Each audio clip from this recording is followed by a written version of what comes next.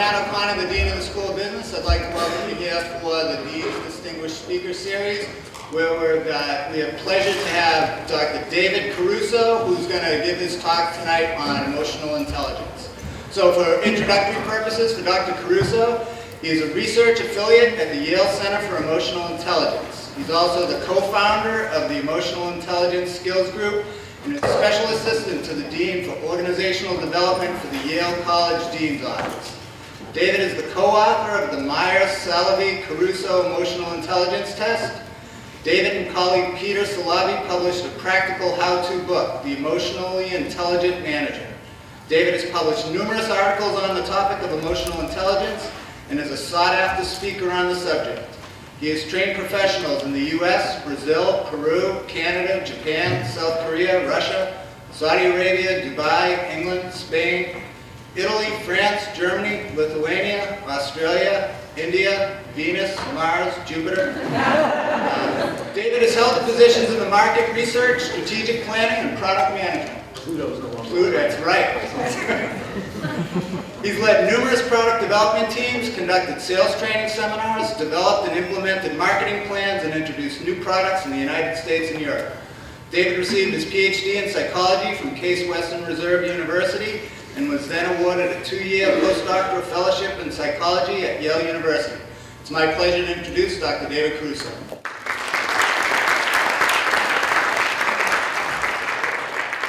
Great, thanks for coming today. How are you? All right, we'll see in a minute. That's great. So let's tell you what we're going to do today. There's 2 parts, and we're going to have a break in between. We're going to start out, we'll talk about what is emotional intelligence, why it's not important, and that's right, why it's not important. That's important to get that distinction. And then how to use emotional intelligence to lead with influence. And that's the first part. We're going to take a break for about 15 minutes or so, where we're going to reconvene at 6:30, and we'll go into part 2, a little more in depth on learning the emotional intelligence skills that you need to lead organizations and teams, clubs, and companies. When we come back, we're also going to do a raffle for a book. So I brought a book with me, and we'll give that away. So there'll be a book raffle. It does not come with steak knives. It's just a book. So sorry about that. So let's go to this one. And if you can't hear me, let me know. I have a big voice. My family reminds me of that all the time. When I ask the question, how are you? Or if you ask the question of a colleague or a friend, how many times a day do you say, how are you? A lot. And what's the typical answer? Good or fine. And what does that mean? It means absolutely nothing. Good or fine could be what? It's just an answer. It's an answer. You could be like incredibly depressed, or you could be at the top of your game. So good or fine means nothing whatsoever, because it's a polite question. But in emotional intelligence work, it's a real question. This is the fundamental basis of all the research and training that we've done for 25 years. So let's try it this way. If I ask the question and give you a little more structure, so our mood map, we don't have a language. We say good or fine or okay. So instead, I'm going to ask you the same question in a slightly different way. Right now, at this moment, at whatever time it is, on a beautiful spring day, how are you? How much energy do you have? From 0, you're kind of like, you're basically half asleep, like you, or you're closer to a 10, you're kind of that Energizer bunny about to bound out of your seat, which is true for most everybody here. And then the y-axis on our mood map is how pleasant are you. 0 is really unpleasant, and 10 is as pleasant as you've been. So x-axis is energy, y-axis is pleasantness, and why don't you do me a favor, humor me for a bit, turn to someone behind you or next to you, try to guess their mood, energy, and pleasantness, and then I'm going to ask if anyone was able to guess someone's mood accurately. So turn to someone behind you or next to you, and as soon as you do that, then we can begin. All right, that should be enough time. Great. Anybody guess someone's mood exactly? You did? And you did. Oh, great. Since you're in the back, thank you. So who guessed whose mood? You both did it. So would one of you stand up? Or why don't you both stand up? Come, yeah, great. So let's check them out. How much energy? Person on the left, your name is? The Yankee fan. Great. So let's guess how much energy he has. What would you have said? 0 to 10. Got a 5 here. Anybody got a 6? Anybody 6 going? What it would be? 7. What was it? Really? Wow. Okay. All right. How about so you said 10. What about pleasantness? What would you say? 8. Remember, he's not following the standings. So 9. We heard a 9. Anybody else? 8. What was it? Okay, great. So you're way up there. And next to you is? Great. And let's, energy-wise, what would you have said? 0 to 10, energy, low to high? 10. You give him a 10. What was your energy? 10. Whoa. And how about pleasantness? Also pretty high? You think it's pretty high? And your pleasantness level? About a 9. Great. Thank you. Thank you. Great. I won't ask if anyone was off by a lot. But think about this. How easy is it to gauge someone else's current emotions or moods?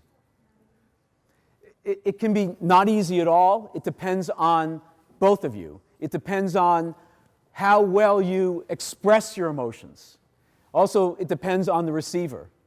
Do you read others' emotions accurately? Some of us are great at masking our emotions. Some of us wear our hearts on our sleeve. So let's do a show of hands here. Is anyone in the lower left-hand quadrant that is low energy, unpleasant? Show of hands. Got a few people. Okay. Thank you for your honesty. Appreciate that. What words are in here? So you're feeling what, do you think? People here are feeling what emotions? Sadness or so forth? Okay. Is anybody in the lower right-hand corner? You have a lot of energy and it's unpleasant. Hello? Is anybody? Raise your hand, damn it! Oh, sorry. We can edit this out, right, Kyle? Okay. So nobody? Great. So we can call security off. What emotions are here? So if you have a lot of this unpleasant energy, you're feeling what? Anger, anxiety. Terrific. Anybody in the upper left? You're kind of low energy, but you're pleasant. Great. Anybody upper left green quadrant? All right. What emotions are there? Okay. Relaxed, pleasant, satisfaction, contentment. Anybody in the upper right-hand quadrant? You have a lot of energy, and it's that pleasant kind of energy. Anybody there? Okay. And emotions are what? You are feeling how? Happy. Joyous. Great. So the first question is, how are you? We want the real answer. The second question is, does it matter? So do you think it matters how you feel? If you were giving this talk tonight, where would you want the audience to be? Yellow? How many would say yellow? Anyone disagree? I would say between the yellow and the green. Maybe yellow and green? Would you want anyone to be in the lower right-hand corner? Yeah, I don't want you there. So, which is why later we're going to feed you. I think that's really helpful. For this kind of session, I want you to be pleasant. So I'm going to work very hard at keeping your pleasantness up. So the second question is, does it matter? And the answer is yes. But here's the second part of emotional intelligence. First, how are you? Second is, does it matter? And what this says is, it does matter how you feel. It's not always necessary to be happy. Anyone here have to take examinations, tests? So some of you? If you were totally laid back about it, would you pass those examinations? Possibly. So a little bit of anxiety may motivate you to prepare for those examinations. Doesn't hurt. Has anyone here ever felt justifiably angry? Did it motivate you to change? Anyone here believe in social justice? Anger rises from a sense of injustice. It motivates change. Problem is, you want to express that anger, harness the anger, to express it in a constructive way, to really change our society. Sadness can be adaptive.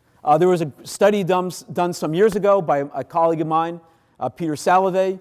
He did the following experiment. Half of you watched a really funny movie, half of you watched a sad movie, and everyone took, since we're in the grand courtroom, the LSAT, the law school admissions test, like an ACT, SAT. Half the group is sad, half the group is happy. One of the two groups does much better on this really detailed assessment. Which group does better? Sad group does better, yeah. So all emotions can be smart. You just have to figure out what's the task and match the mood to the task. But for today, I'd really like you to be pleasant. If your energy is lower, that's fine. You're sitting down. You're inside. Next question. Question 3. Why do you feel this way? Where do these feelings come from? So if you're slightly annoyed, you're anxious, you're irritated, ask yourself, why? Is it because you just fought traffic? Are you exhausted? You got up really early, didn't get a lot of sleep, that you have a big exam coming up? All these moods, all these little bits of noise in our lives. Or did something happen? Were there events to cause that anxiety, that anger, that joy? What's going on in your life? So why do you feel this way? It's a super important question. And then the fourth question, how will you stay engaged? How will you stay focused? You're in this room. We've swiped your ID cards. We know you're here. We're going to swipe you out, so you have to stay. So get the best out of it. What strategies will you use to engage and stay focused? What are you going to do?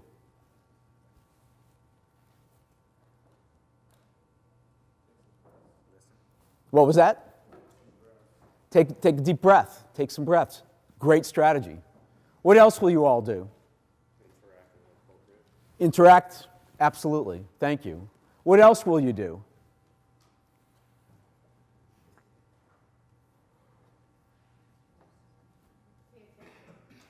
Yeah, pay attention, listen. That takes energy, takes time. So think about that. I would also say, think about how this applies to you, your life, your work. Think about how this applies to you as leading an organization, leading a club, leading a family, being a member of a community. These skills apply to every facet of your life. And this is what we mean when we say emotional intelligence. There's a little article in an unknown psychology journal published in 1990 by Peter Salovey and Jack Mayer. Peter was a young assistant professor of psychology. Jack was as well in different institutions. They're two of my best friends, which is how I got involved in this some years ago. 5 years later, a guy named Daniel Goleman publishes a best-selling book, which is why we're here. It's a beautifully written book called Emotional Intelligence. He's a super talented writer. And in our approach, and that's our book, now Dan Goleman has sold millions of copies of his book. It's really excellent. Peter and I, as I said, we wrote a book, which we'll give away, and the reason we're giving it away is because we have not sold millions. I've given away dozens, and our sales figures, if I include this book, we're into the double digits. If I include this book, we're definitely into double digits. So our writing skills are not where Dan Goleman's are. But in our work, we really stress that emotional intelligence is an intelligence. It's not an oxymoron. It's a set of hard skills. It's not all touchy-feely. And this is what we mean by leading with influence. You're running a meeting. You're running a committee. Anyone here serve on committees? Anyone here a member of a club, organization? Okay. You run some of these meetings. You attend some of these meetings. And I will suggest that an effective way to lead with influence, because as you know, if you're working in a volunteer organization, that's super hard. It's incredibly challenging just to get people to show up, let alone to get them to do things. It takes influence. And I will ask you to use this model before and during every interaction meeting that you have. How are you feeling right now, and what about the group? Matching the mood to task. Is this a good time for this task? It's a late night committee meeting, and you have to do some detailed event planning. Is that a good time for it? It may not be. Do what we call affective forecasting. How is this meeting going to go? I'm going to give them some bad news about our budget. What is that going to do to the mood? It's going to kill it. Is that okay? And how do I manage my emotions? How do I keep people engaged? How do I keep them focused? How do I get them to come back to the next meeting? And how do I get them to follow up on their commitments? This is what we mean by emotional intelligence, and you can use this in every aspect of your life. But it really applies quite well to leading, especially when you need to lead with influence. You're not the named head, or if you are, you have to run an organization of volunteers. Super hard work. But emotions are great. Emotions are also data. So another fundamental premise is that emotions have information.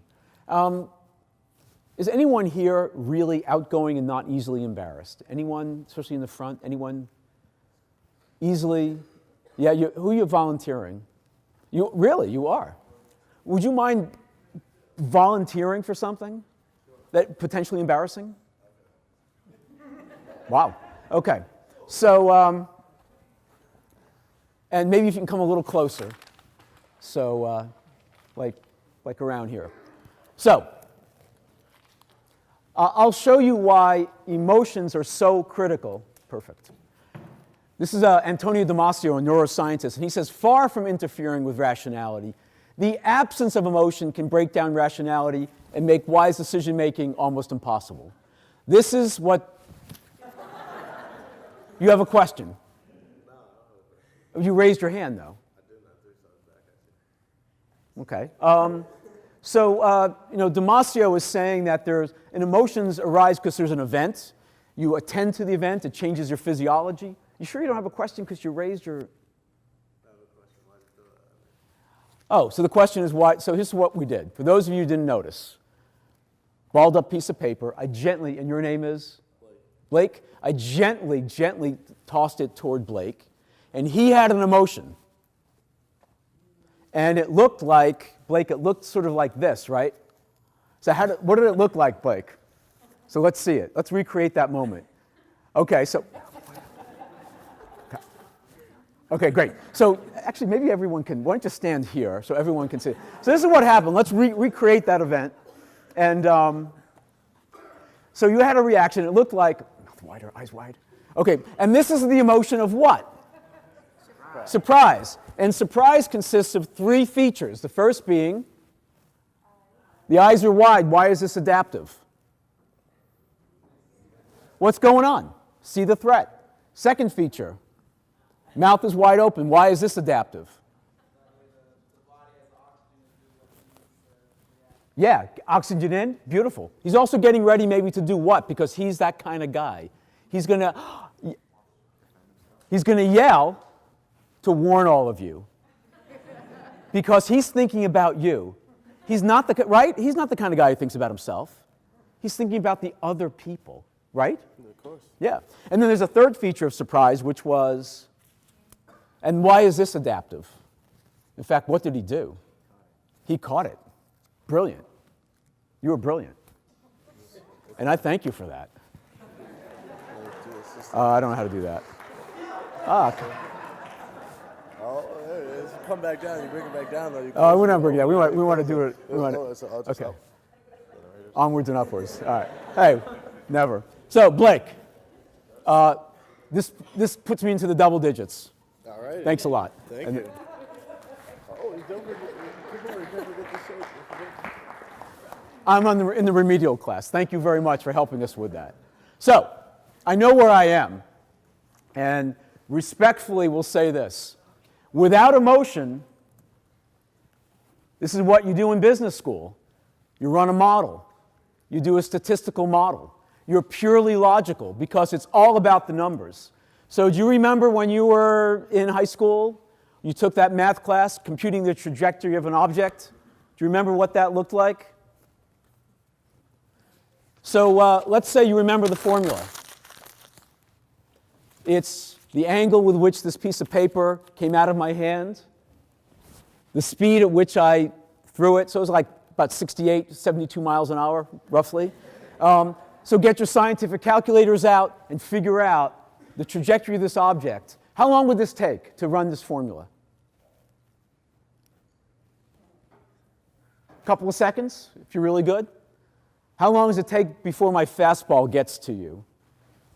Less time. So let's say you've accurately done the formula, you've computed the trajectory, and you decide this object is likely to miss me. So I'm going to sit there like the professional I am, like the business school person I am. I'm going to sit there in the meeting and I'm not going to even move my head when this thing goes by me. I'm just going to move my eyes slightly because I'm very cool. And I don't want to go like this because that's embarrassing. You haven't even identified what the object is. What if it's a rock? What if it's in something like this and it's a permanent marker and you're wearing a nice suit? Emotions are data. And so what I will tell you is that if you have a feeling about something, pay attention to it. It's telling you something. How did you feel about that meeting? Well, it was sort of, I don't know, you have a bad feeling about it. It's telling you something. Emotions are data. Now that's what emotional intelligence is, and that's what drives emotional intelligence. But emotional intelligence isn't all that important in the grand scheme of things. One of the best predictors of success at work is technical skill and intelligence. Anyone here a college student? Anyone here go to college? So many of you have? Okay. Did you have to take any exams or fill out an application to get into a college? So what colleges and universities do for employers is they do all the screening for employers. That's what they're doing for us. If you got into a college, let alone graduated, you're smart.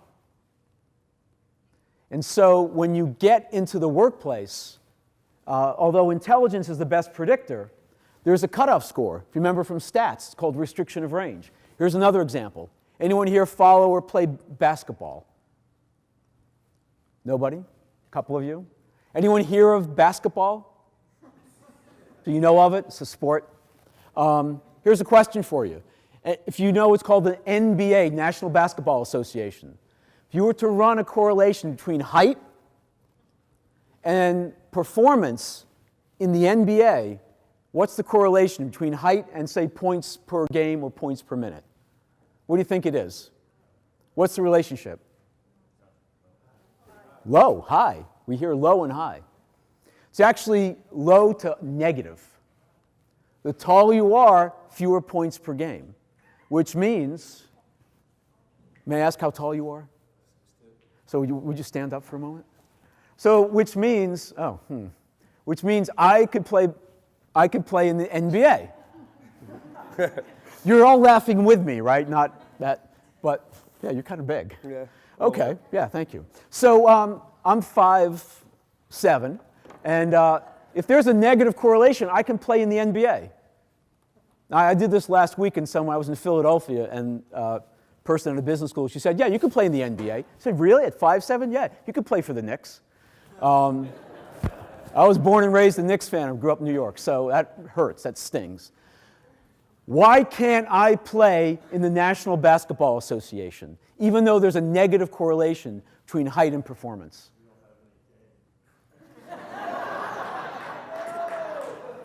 Can we hear from someone else, please? I thought we bonded. I thought we bonded over this, Blake. We can edit that out as well, I think. That would be great, Kyle. So why can't I play in the NBA at 5'7"? What's the fallacy around that correlation?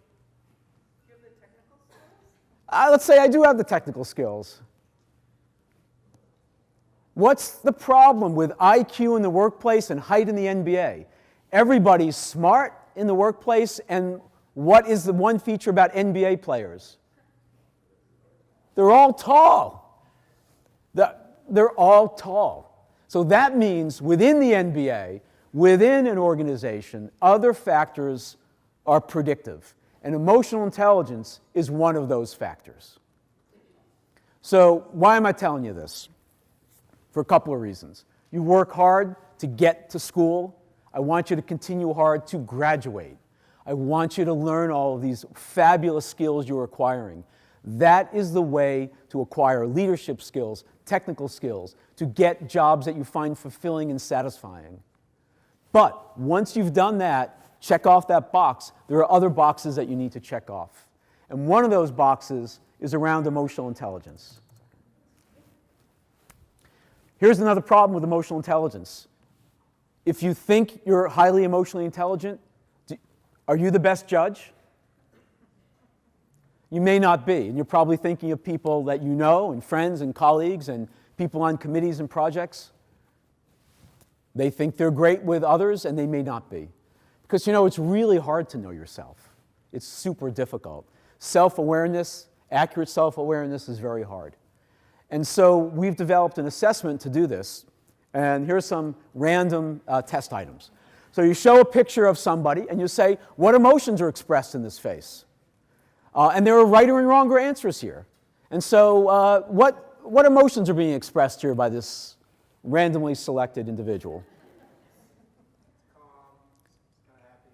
Happy, calm, highly intelligent, really great judgment. That we can keep in the video. Yeah, so there are right or wronger answers here. I don't say right and wrong, but righter and wronger. For those of you who guessed someone else's mood, if you did that accurately, you possess this ability. It's hard to do. Here's another item. I asked you how you felt and does it matter? And in our assessment, we ask items like this. And it says, what mood, anyone here married? Some of you are, okay. What mood would be helpful when meeting your future in-laws for the first time? What's the right answer here? What's the best answer? Joy. Who would say joy? Okay. Anyone have a different answer? And why would you, what's your different answer? And why? Yeah, you're on your best behavior. I'm not saying you're tense beyond belief, but you can say, hey, Ma, can I call you Ma? Hey, Ma, how you doing? How you doing?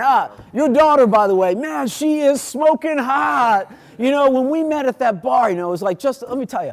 And hey, yeah, what kind of beer you got in there anyway? So, I mean, you don't actually always want to be yourself, right? Sometimes depends on who that self is. Some of us want to keep that, you know, we want to be on. And so ever so slight tension will keep you focused. Later on, you learn about people. So when we do this, we have 141 of these items, and we find out that the correlation between how emotionally intelligent you think you are and your actual score is really low. It's like 0.15. People are really surprised. So if you think you're great at it, you may be, but you may not be. So take that with you and realize that these skills, which we'll talk about this evening, are really important for the following outcomes. People who are higher in emotional intelligence have better quality, long-term relationships. It's not a transaction. It's not going to necessarily help you sell a car, a one-off. You're more empathic. You create more positive work environments. If you're leading a committee, leading a project, leading a team, and leading an organization, you have these skills, I want you to lead. I'm going to show up to your meetings. You create a positive environment where I feel valued. You are going to be able to cope with stress a lot more effectively. What you do is not always fun. You get things done. Here's one of the fallacies I think about EI. It's not always about being a nice guy. People higher in EI, leaders, get things done, but they do so decently. It's not one or the other. And teams who are higher in EI, their relationships, they come together and they coalesce much more quickly than other teams. So if these outcomes matter, then pay attention. Because these are the skills that will help you get there. So we've talked about what emotional intelligence is, those 4 skills, why it's not important, intelligence, technical skill, critical. Without that, you're going to struggle. But EI is important for these other reasons. And now we'll focus our time and attention on learning these skills and being able to use these skills especially in leadership roles.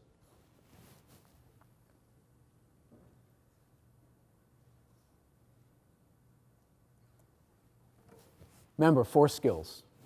And the first is reading emotions. Anyone here run a meeting? I've asked you before, but okay. How do you figure out how people are feeling? What do you do now?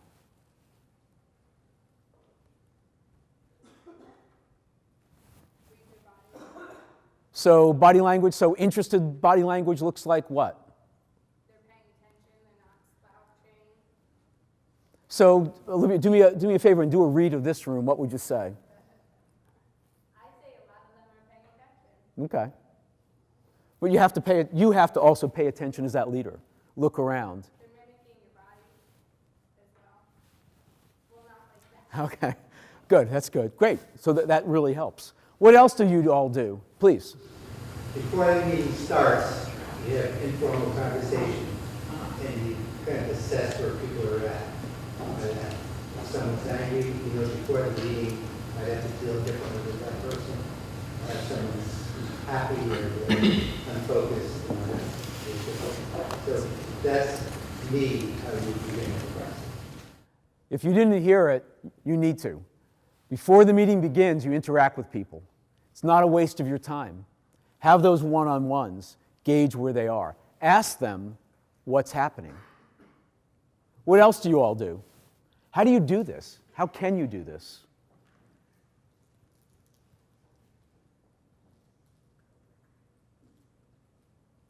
Please.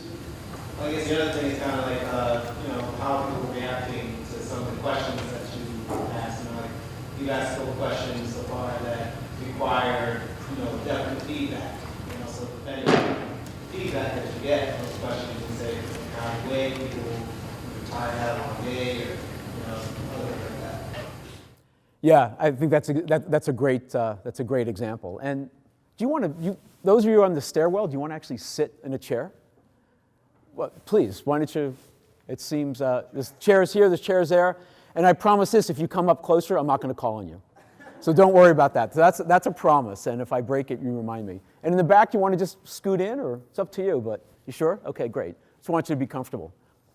But if you ask that question, hey everybody, how you doing tonight, before our committee meets, what are you going to get back? It's not going to help you. It's good, fine, or okay. So I'd really urge you not to ask that question. Instead, the one-on-ones, the body language, the context. How has your day been? What have you done today? What's happening? Where are you in this semester? How are your classes going? Well, it's that real, I thought it was a gut, but it's not. It's really, that's data. Pay attention to it. Pay attention to it. So all these things can help you. We also, this work started in organizations and with managing and leading, but this work has been applied in schools. We're now down in preschool. And so teachers are being trained to ask the question of their classes, how are you?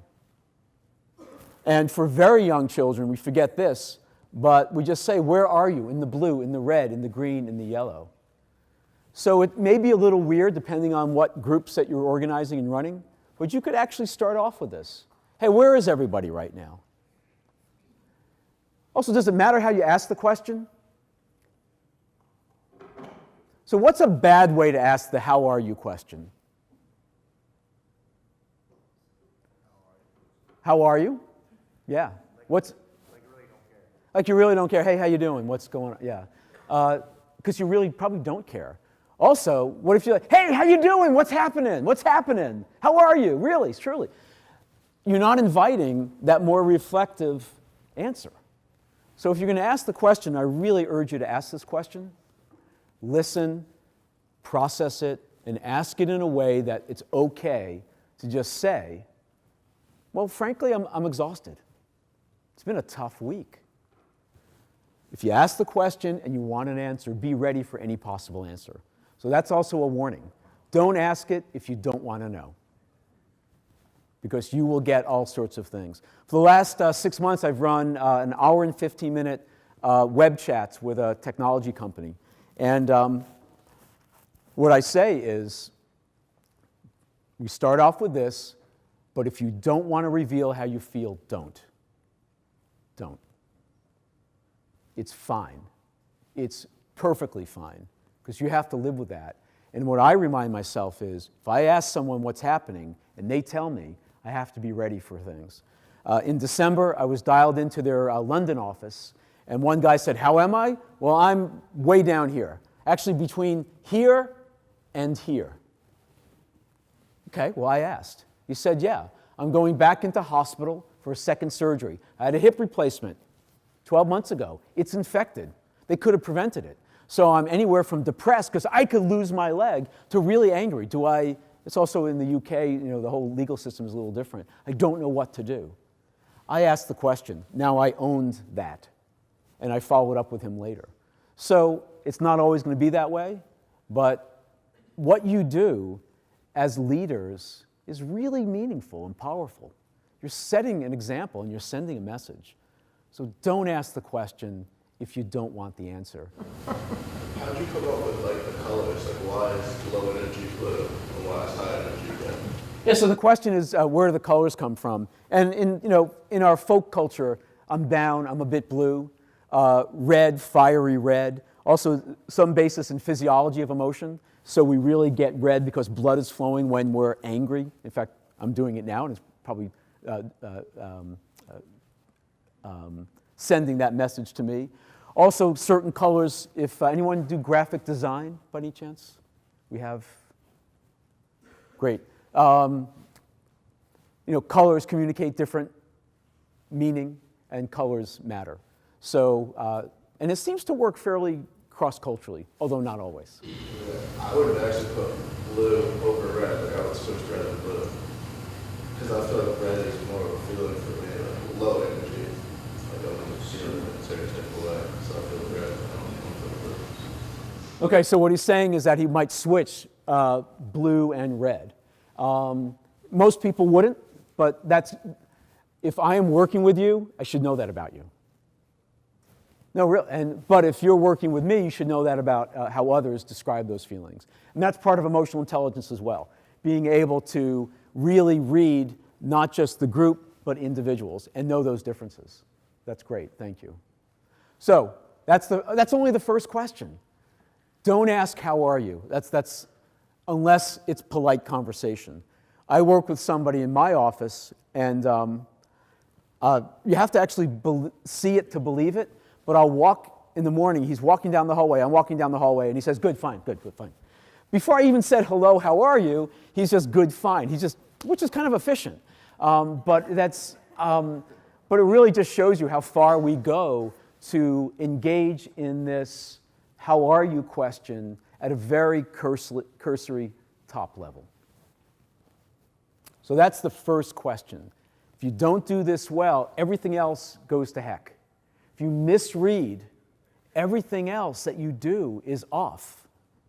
And think about meetings you've been in, relationships you've had, interactions you've had, and someone just doesn't get it. Everything goes downhill from there. So you have to get this one right. If not, if you misread all of that, how do you recover from that? It's a tough one. Apologies help. Also, you can just say, let's reset. Breaks are great. New agenda, depending on the group. Initially, I thought the agenda would be X, but I think we might be better off covering Y tonight. It's a tough one to recover from that. I think because you also, in the middle of this, you're realizing, darn it, I really blew this. So now you also have to manage your emotions. If you don't, you're overwhelmed, and you're not going to be able to even figure out where you screwed up. That's a tough one. It's doable, but you have to. That's a hard one to bounce back. Have there been gender differences in your research? Yes.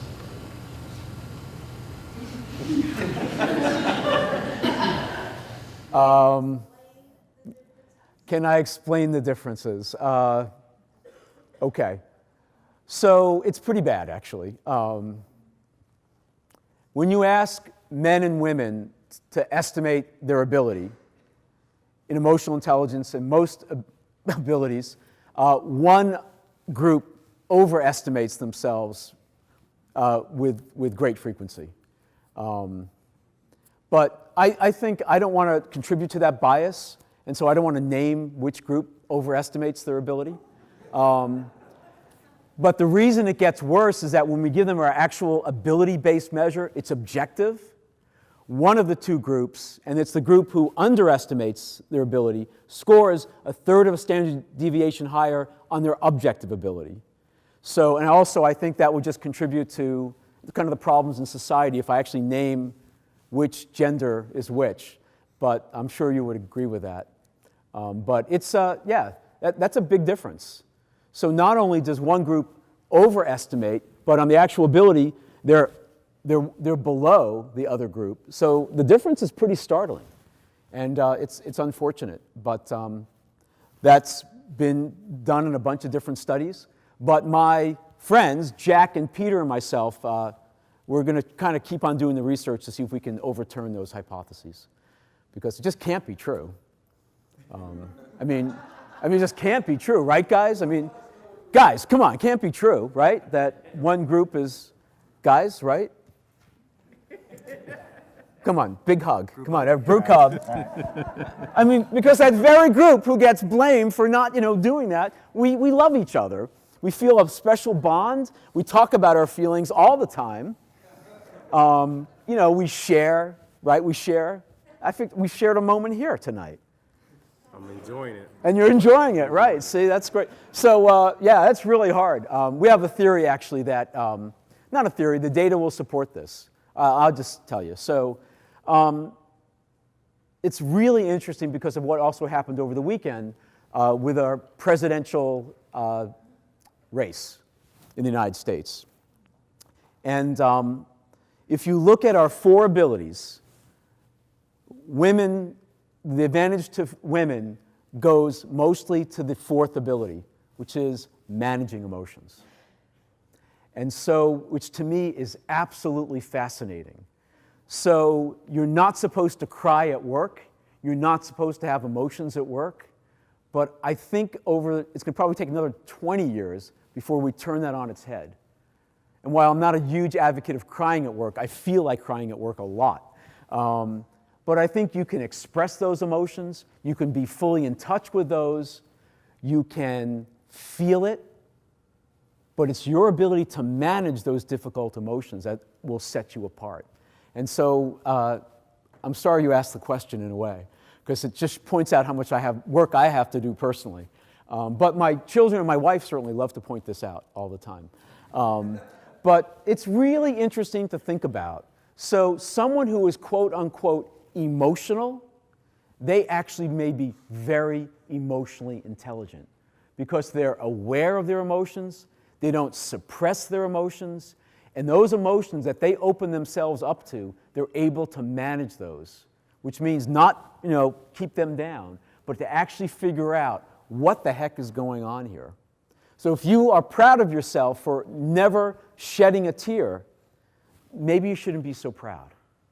So, thank you for that question. Yeah, please. I had a question kind of about, do you think a company like Walmart, ever actually include this, in their culture? Because I have never been to a Walmart that has had great Google reviews. Just yesterday, I went to the Walmart down the street and asked this guy how was he doing, one of the cashiers, and just how you said, you got to be ready for what's going to come. His exact words, F this job. I've been here for 5 years, and I get no respect. So it's like I feel like as an organization, there's you go on the Fortune 500 list, they're number one, but I don't really feel like they have this at all in our organization. Yeah, great observation. And I've never heard that particular response. But I think there's two issues. One is that I asked you about anger before. So first of all, do we need to pay people a living wage? Probably. It's the right thing to do. Then, do we actually give a darn about the emotional climate and how we treat people? And I think we do. And organizations like that may not care because they can churn through low-wage jobs and employees. But it's also very transaction-based. So that's also called emotional labor. So if you're just following a script, anyone here work in a restaurant? Wait staff? No? Yeah, bartend?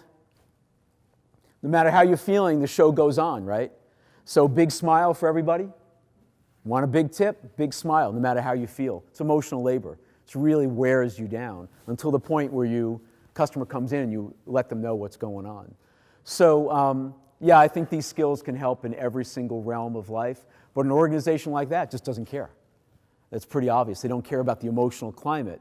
They don't care about emotional labor, and they don't care about emotional contagion. That's another phrase. So how that infected you. So that interaction I believe, impacted you. So just like viruses are contagious, emotions are contagious. So how you show up at those meetings, you're infecting the rest of the group. Great observation.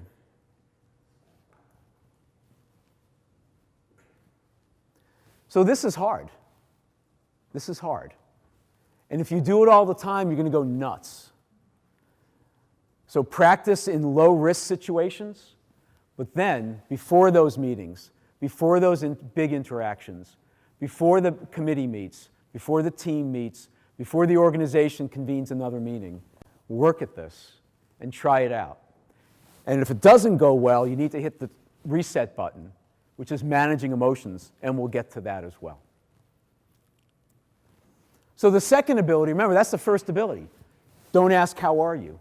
Unless you really want to know the answer. And ask a question so you get the real answer.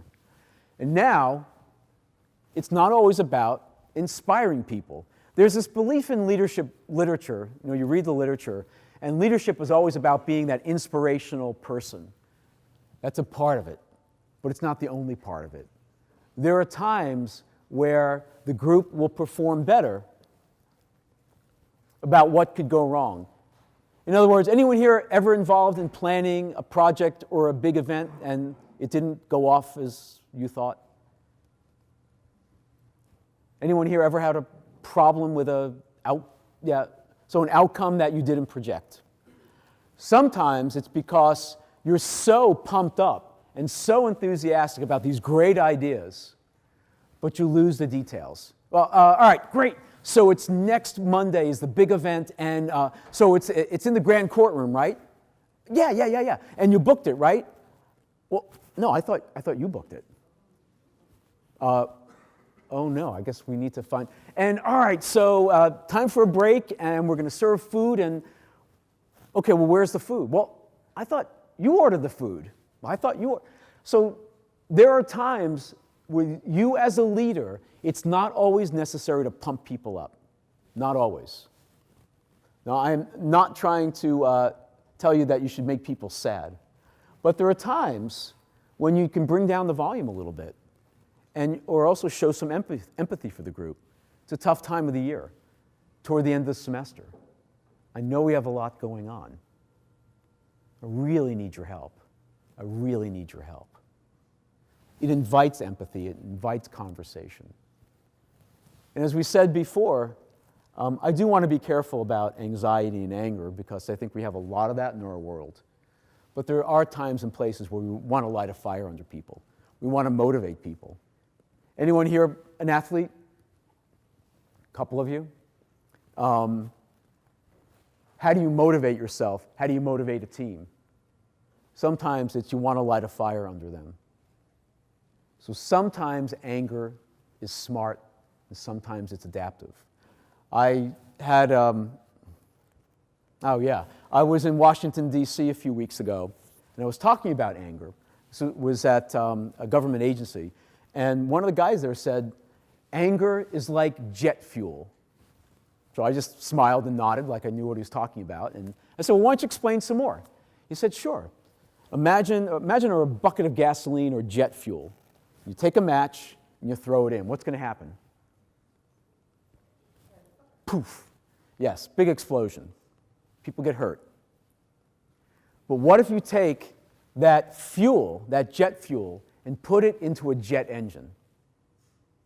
If you manage the emotions, you take off, you fly. I love that. I wish it was my story. It's not. I have to give him credit. So anger can be a fuel, but if you don't have excellent emotion management skills, stay away from it, because it will blow up in your face. So it's a huge warning. So again, question 1 is, how are you? Read the group, engage in conversation, and then, is this the right time for this task? What is the point of our task? What are we trying to accomplish in our meeting? And are we in the right mood? Match the mood to task. If you're not in the right mood, it's up to you as that leader to change it. And that will be an ability that comes as our 4th ability, managing emotions. Now, our 3rd ability is about cognitive empathy. Anyone here ever get a birthday present that you didn't like? Okay, I will assume that's a yes. So that's a failure of cognitive empathy. I really don't know you. Or, as my wife tells me, you're cheap. It's actually not, well, anyway. We can also edit that out, Kyle. When it's my wife's birthday, I give her very extravagant gifts, and she seems to really enjoy them. So, if you are an effective leader, especially with volunteer organizations, it can't always be about you. And people sign up for committees and projects and organizations for all sorts of different reasons. And they may not be your reason, or you may not agree with it. Is it a resume builder? Yeah, for a lot of us it is. But if that's their motivation, you got to go with it. In my opinion, you have to go with it. So this is a table that we use for a lot of organizations, where I will tell every leader, every project leader, you need to fill this out on every member of your team, every member of your committee, every key member of your student organization. If you can't do that, you're not going to be able to lead that group effectively. And by the way, in more in corporate America, the corporate world, it goes the other way. So I will also tell these managers, and make sure that everybody on your team can fill this out on you. I'll give you an example. Frustration. So I've been at Yale in this iteration for like 7 years.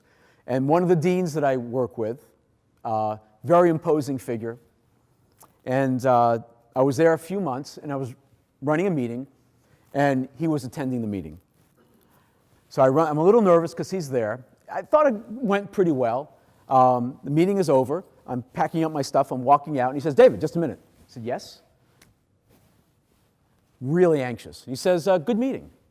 Inside, I'm beaming. I'm so happy. I have a smile, I'm looking down. I keep on walking out, and he says, "Yeah." I turned around. "You started on time, you ended on time." And he got up and he left. So that was like 7 years ago. I've never been late for a meeting with him. I don't care about time. If you're late for a meeting with me, I don't really care. He does. I've never forgotten that. It may not be your value, but it's his value. Can anyone fill this out on every core member of your committees, teams, organizations? Can anyone fill this out on themselves?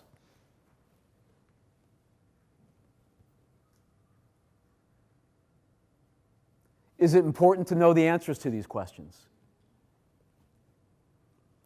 Let's hear some differences. In terms of leadership, committee work, project work, if I point at you, if you don't want to do it, great, you can just pass. But I want to ask you about one thing that you really enjoy about that work or that makes you proud. I am not going to ask you about frustrations. Why am I not going to ask what frustrates you?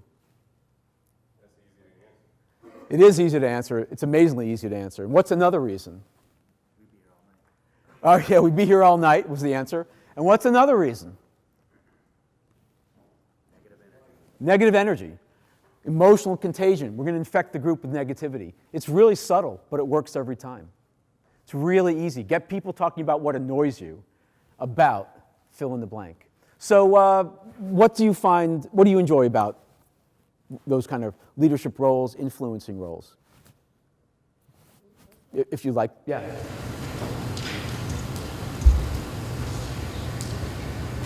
Well, with leadership, it's a great responsibility. And you have to be very wise to use your power very effectively and judiciously. If you didn't hear, leadership is a great responsibility. It's a superpower. And so you have to be very wise and judicious in its use. If you do that well, I hope you're beaming inside. I mean, that's that sense of pride. What do you enjoy? What brings a smile to your face in that kind of work? Something that's, I think I like the fact that it's really challenging. So that challenge. I have been challenged and I've accomplished something. It's great. What would bring a smile to your face in that kind of work, or something you felt proud of? Just having everyone be able to work together, just and somewhat that being my responsibility. So everyone working together, and it is kind of your responsibility. It's not easy. This stuff really is hard to do well, especially all the time. I mean, you can't do it well all the time, so that's without a doubt accurate. But it's a very weighty responsibility. So again, I would say this is a great exercise. You're bringing a team together. Ask these questions. When you do this kind of thing, I will definitely want to know those life's irritations and frustrations. I always ask that question. But do not end on that. It's a disaster. It's an absolute disaster because of emotional contagion. What you're going to do, thanks to your leadership and my talk here, is you're going to infect the group with negativity. It's a really bad idea. So if you start with this, you do one round, and then make sure everybody goes around and indicates, well, why are you here? What brings a smile to your face? What are you proud of? I brought these people together. We've accomplished something. I was challenged. This is a weighty responsibility, and I took it on. And it worked. This is the way for you to motivate people, especially to influence others, especially if they don't report to you in a traditional corporate hierarchy. You need to incent people to show up. You need to keep people coming back.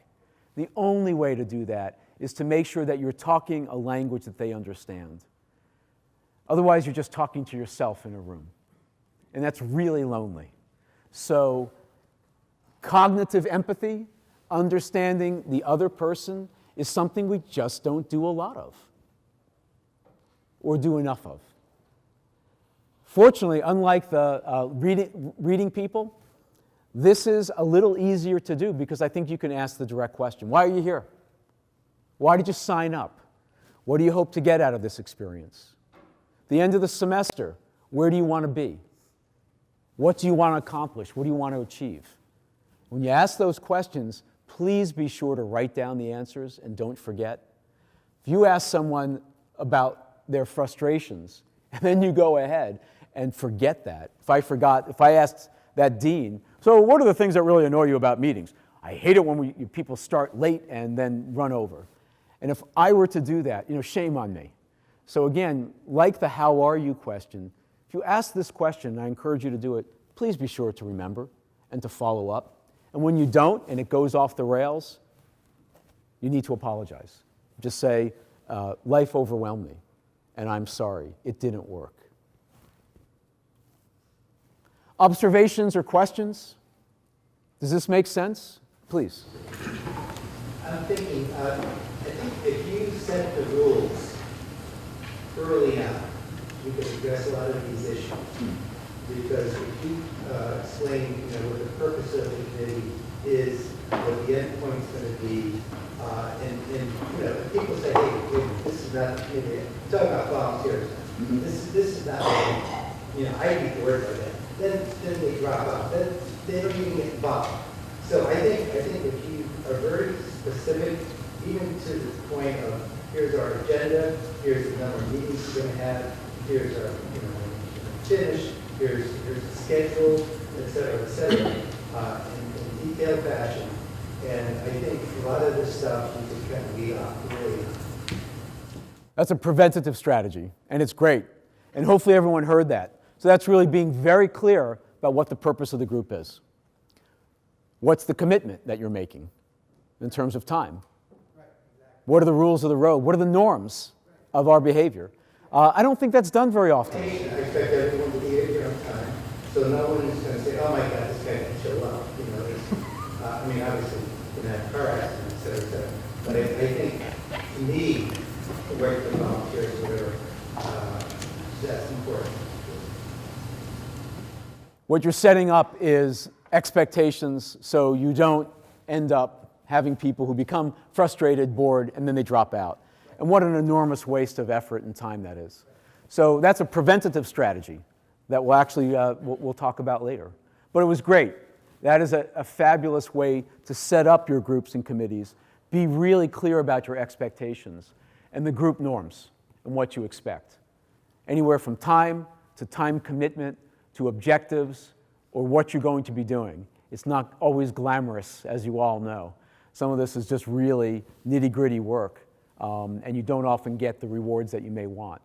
But we... And then if you can explain what the outcomes are, we do all this. This is the reward, okay? And that was just hopefully the happiness part of it. Because if people didn't want that reward, then they wouldn't be on the committee and say, this is not. So that's a great observation as well, which is use this model to get there, meaning the path to happiness can be circuitous. So it's let me focus you, here are those expectations, here's what's going on. There are times when it doesn't work, I will address that. I'm worried, I'm anxious, I'm maybe a little irritated about it. We're going to reflect as a group, as a committee, as a project team, and if we do all this hard emotional work, as well as the real work of that committee, we're going to get here. We're going to really, here's the outcome. Here's where we're trying to get to.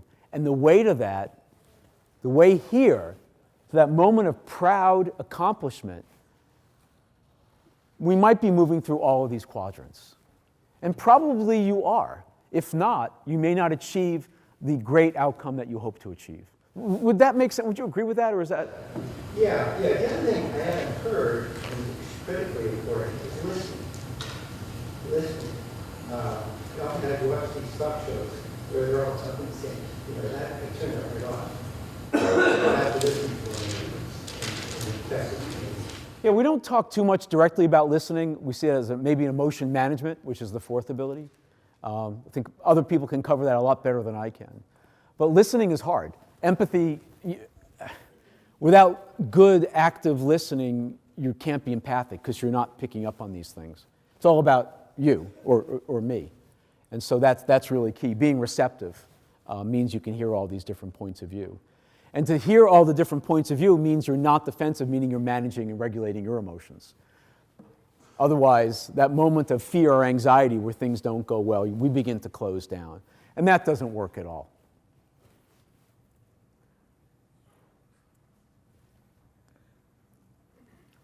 So I've mentioned this before, but this is also a major part of what leaders do. You're leading an organization, especially volunteers.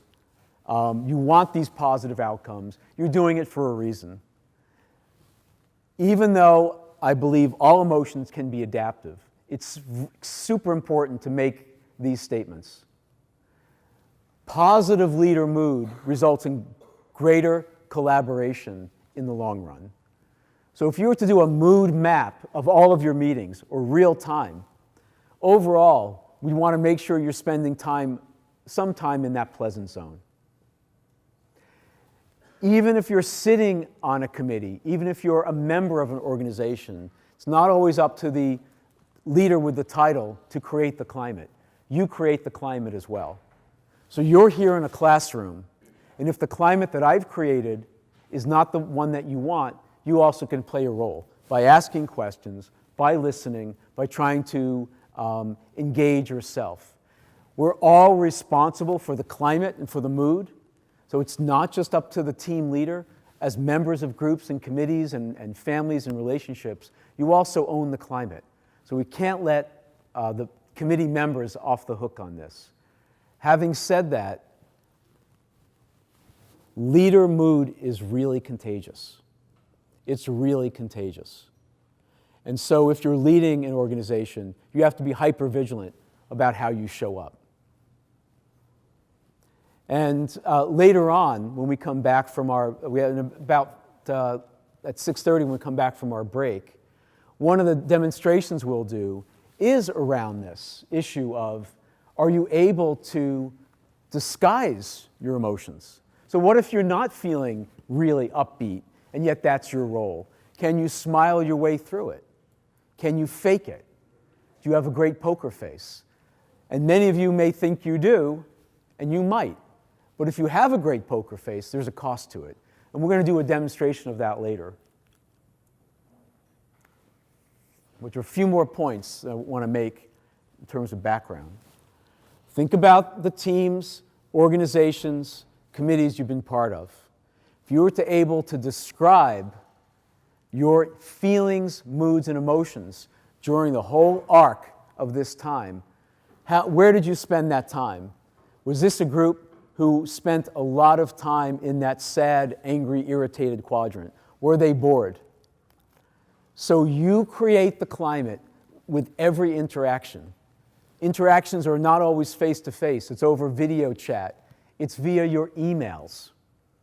I never thought I would say this for someone of my generation to say this, but emoticons and other ways of communicating, not such a terrible idea. I really can't believe I'm saying that. Email is so easily misread. And it's so easy because we are sending a message, we think we're sending it, how it's received, we have no idea. It's based on how the recipient feels.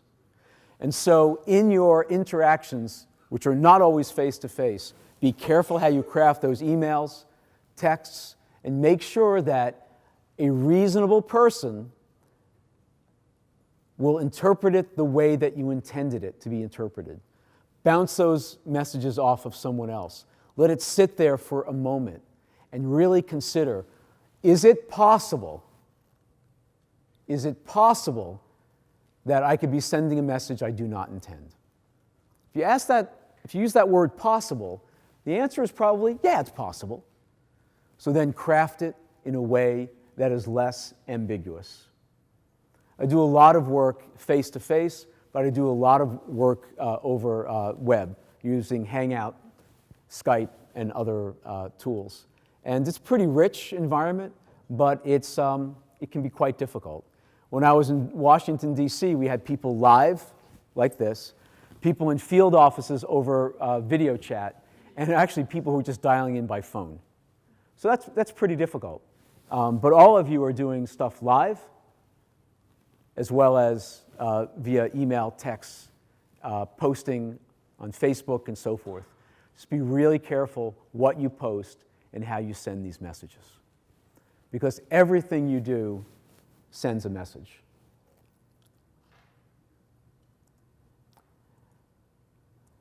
So, in a minute, we're going to take a break, because that's an emotion management strategy.